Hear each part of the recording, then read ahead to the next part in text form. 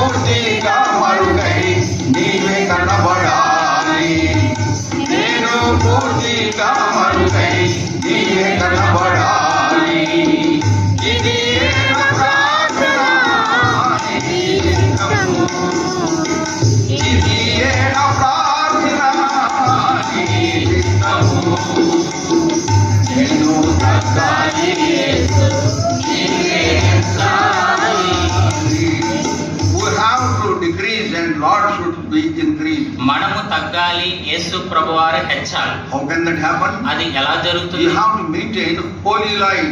నీవు పరిశుద్ధమైన జీవితాన్ని He కొనసాగి. not only saved us, ఆయన మనల్ని రక్షించే He మాత్రమే కాదు, sanctified us. మనల్ని పరిశుద్ధపరిచాడు. Kept on the ground of sanctification. మరి పరిశుద్ధత అనేటువంటి ఆ యొక్క స్థలం మీద And we read in 1 Corinthians chapter 1 verse 30.